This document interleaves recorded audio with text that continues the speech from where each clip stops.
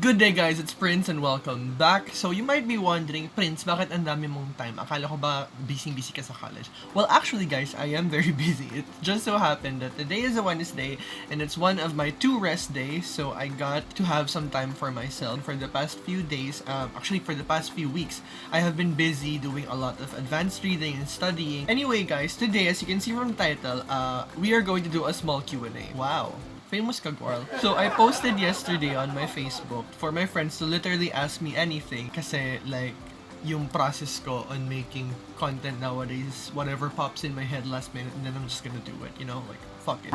So, if you want to see me answer some private and very controversial questions, then stick around. So, let's go.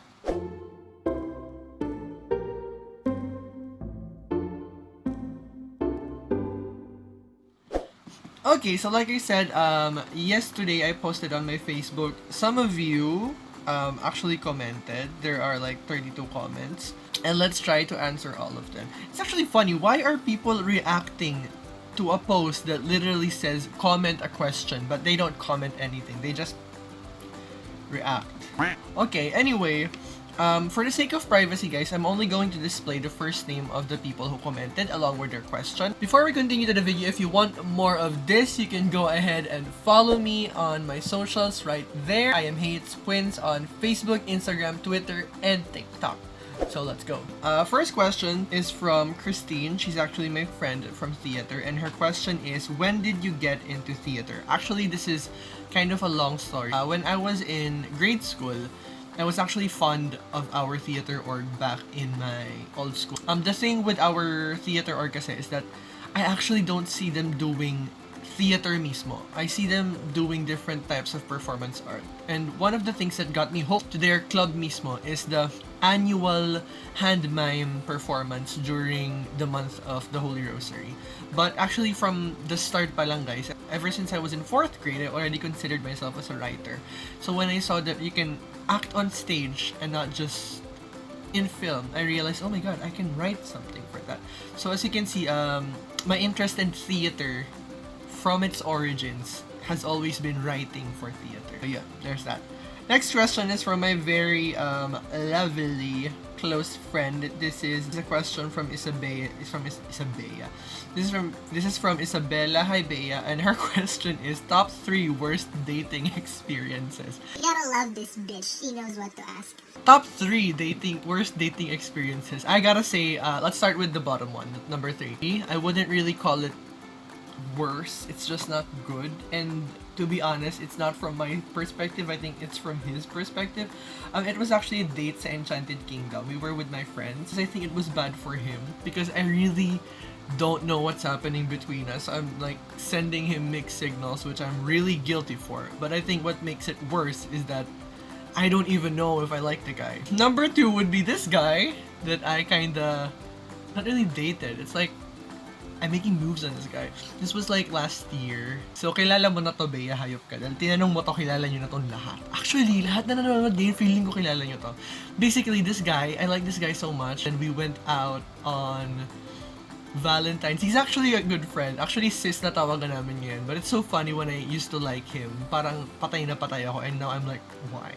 I spent 2,000 plus on a weekly basis for him. And the funny part here is my friends are asking me, paano ka nagkapera ng ganun? I'm like, I don't know. That was bad. Kasi like, sayang pera ko, di naman ako sinagot.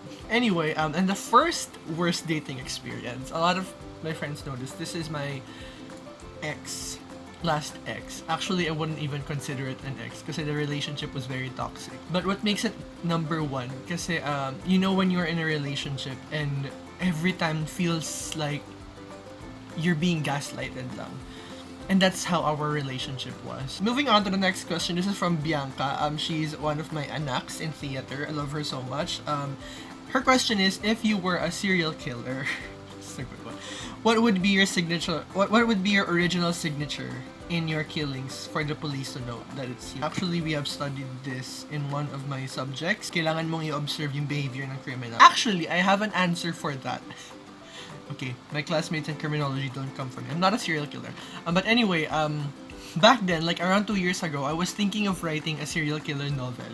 The title of the novel is Pork Chop or Bacon, something like that. Kasi the character of the serial killer, which I identify as myself if I was a serial killer, is named Pork Chop. Now, Pork Chop wears a piggy mask, half lang ng face niya. Tapos, the signature of Pork Chop is that every time he kills someone, he doesn't do it brutally. He only uses poison.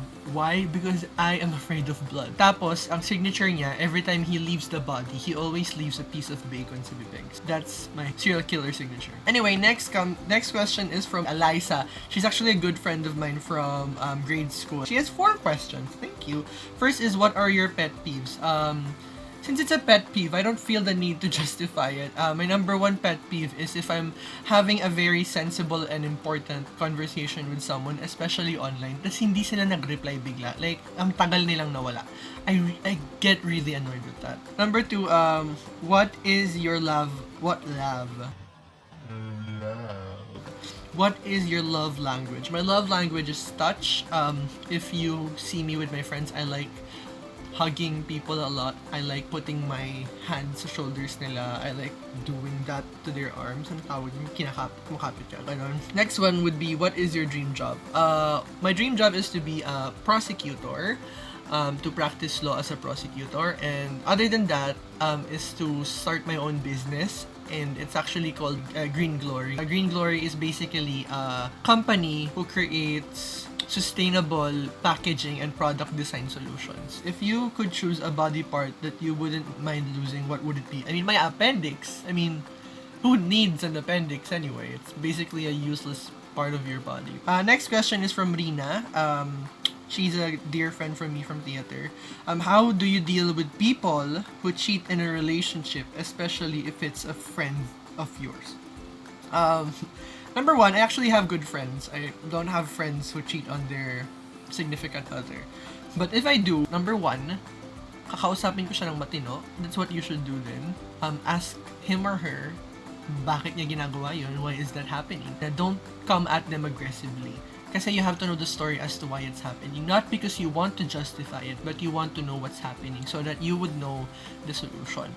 If we're talking about cheating, it's either emotional cheating or physical cheating. If it's physical, lagi lang naman ang excuse niya dyan, timing, at the moment lang, wala akong magawa. If that's the excuse, wala ka na magagawa dun. Sabihan mo na sa kanya na mali yun. Or if you're close with a significant other, go ahead, tell them what's happening. But if it's emotional cheating and there's a deeper reason behind it, I suggest that you give her or him a heart-to-heart talk and sabihin nyo na, is there something happening in your relationship? Hindi ka na ba masaya? If hindi kayo masaya sa relationship nyo, iwanan nyo na. I mean, why spare the effort cheating behind your significant other's back when you can just leave them and go and do whatever makes you happy? Maybe may pagkukulang kayo sa isa't isa na di nyo alam. Anyway, that's just my perspective on it. But if straight up advice, kausapin nyo. Pag hindi nyo makausap, sabihin nyo dun sa isa. Next would be from my very close friend, Ariane. Hello.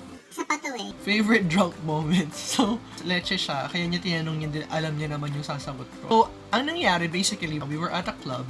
I think it was bad. Yeah, it was bad. No, bad, the club I mean, the drunk moment was really bad too. We were doing shots, like a lot of shots.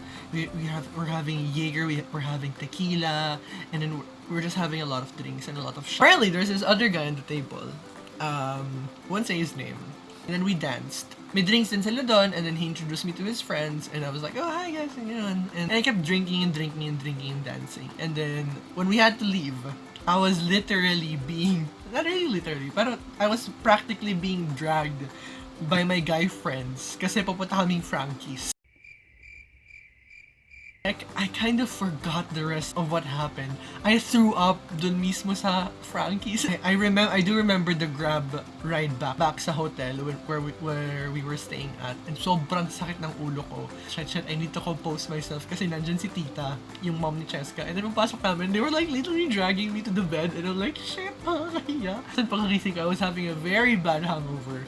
And gladly, sobrang sweet ni Tita kasi syempre di siya galit. Actually, she was offering me water, juice, and she was asking me ano food to order. That's my favorite drunk moment. Never gonna happen again. That was the last time I got drunk Never doing that again, okay? Next is from Mix. She's actually a good friend of mine from senior high school. Question is, biggest insecurity you've overcome? Okay, this is my teeth. If you look at my teeth, may sungki ako sa dalawa. That's perfectly aligned back there. It's supposed to be here. When I was younger, lagi yung nahihiya kasi lagi maraming nakakapansin. But growing up, you know what? Fuck it. I have amazing teeth. Next naman is a few questions from my nephew. This is Wesley. Hi Wes. What challenge are you gonna make in your vlog next? I actually don't know. Probably a Minecraft related video. Comment down below if you want me to make a gaming vlog, because I like Minecraft a lot. I'm willing to make a whole vlog for it.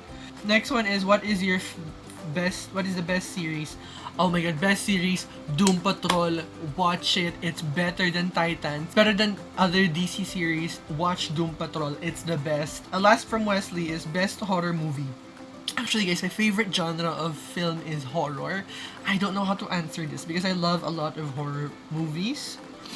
But if I had to give one answer, it would be my number one favorite film when I was a kid, the horror, and I Know What You Did Last Summer. It's my favorite slasher film. Next question is from, it's from my boyfriend. It's from Aaron. And his question is, greatest fear. Okay, my greatest fear, actually, well, I have a lot of fears, but my number one greatest physical fear is dark water. So, ilog, balon, dagat, basta tubig na di ko nakikita yung bottom, takot ako dun. Next question would be from Maki. She's my classmate in MMA last year. I love her art. Go check her IG. I'm gonna put it here. Go check it out. She's really amazing. Her question is, if you were the president of this country, what changes would you make? If I were the president of the country, my biggest priority is, number one, I think we've all learned from this pandemic. We can all agree that our healthcare is shit. I think I'm going to make our healthcare system better. Kasi let's admit it, a lot of countries are handling COVID-19 well because their healthcare is good to begin with. Meanwhile, ang bansa natin, ang pinagagastusan ng milyon na peso ay isang malaking kaldero para sa sports event. I get it. It's a sports event. We should celebrate. But millions of pesos para sa kalderong may apoy. Magkandila ka na lang o mag-light ka ng lampara kung gusto mo lang ng malaking ilaw. Nakaka-high blood kayo. No, kaya tano. No. Million. Mura-mura lang ng kaldero, million tayong gusto.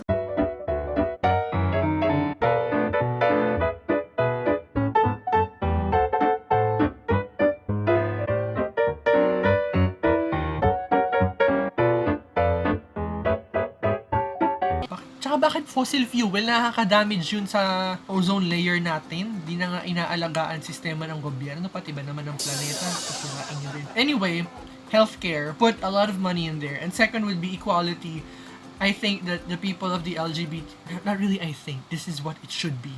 The people of the LGBTQIA community deserves civil rights, okay? Ano bang pinagkaiba ng same sex tsaka sa different sex na ikakasal at may rights? Wala. They both deserve civil rights. Since we're talking about equality here, all gender restrooms, I don't really know why people wouldn't do this. Ang daming issue na, baka they might do something illegal there, they might do trading, stuff like that. Girl, people are already doing shady stuff in regular restrooms. The all gender is not the problem. The problem is security. So, make that better. Thank you for that question. That's really nice. No! I have to stop filming because that's a prayer in our barangay. So, I'm gonna film later. And we are back. The next question would be from Zenix. This is actually Aaron. Isa siya sa mga anak ko sa theater. His question is red flags ? Number one red flag sa akin, sexual activity without consent. Boyfriend mo man yan, girlfriend mo man yan. Pag ayaw niya, ayaw niya. Okay? For the men and women out there, arousal is not consent. Going out on a date with you is not consent. Going alone in a room with you is not consent. Next one is from my classmate Angelo. Pa-shout out Leon. Hi Angelo. Ang tanong ba yan? Next question. This is actually second to the last question. What's the number one thing that breaks your heart? Honestly, the number one thing that breaks my heart, it's actually global warming. What breaks my heart is that people are still ignoring global warming. People act as if it was a trend back then. Kasi at some point, medyo naging trend siya, naging usapan siya, then people started to use metal straws, people started to do sustainable packaging, but sometimes medyo nakaka-disappoint kasi when the trend ends, it stopped there. The companies that are doing actions towards addressing global warming has stopped when the trend has stopped. Funny thing, guys, if you buy a metal straw, you only need one. You only need one metal straw. If you are advocating for a cleaner, greener earth, guys, you only need one metal straw. If you buy a lot of metal straws, isipin nyo, tong metal straw na to, yung pinagdaanan niyang packaging, pinagdaanan niyang processing, delivery, madaming carbon waste na napagdadaanan yun. So if you want to lessen your carbon footprint and if you want to use metal straws, you only need one. Kakagigil naman. Nag-hoard ng metal straw. Isa lang naman kailangan nyo. Last but not the least, this is actually a good question because it opens another part of myself. This is from Madette. Hi Madette, she's a friend of my sister from the Shadow Society Coven. Hi sisters, hi brother. Isa lang pa, dalawa lang pala kami nilakad din. Madette asked, how did you get into tarot? For some of you that are my friends and are watching this, if you don't know, I actually do tarot. Other than tarot, I actually practice other practices. To other people, it's known as Wicca, but for us, it's just modern witchcraft. The reason why or how I got into tarot, actually, I think the short answer for that is that I want to improve my craft in the practice. And tarot is actually a good tool to improve your intuition and your divination practices. If you want more content related to witchcraft, go ahead and comment down below. If you want a whole video on that, I can talk about my lifestyle as a practitioner of modern witchcraft. Kaya mag-alala, okay? Hindi ako nang kukulang. Well, anyway, so that concludes our video. That is all for today. If you want more of this, go ahead and click subscribe and you can follow me on my socials. The links are down below. I hope you guys are doing fine and I hope you guys are safe. Just remember to sanitize and hydrate palagi, okay? Bye guys. Thank you for watching.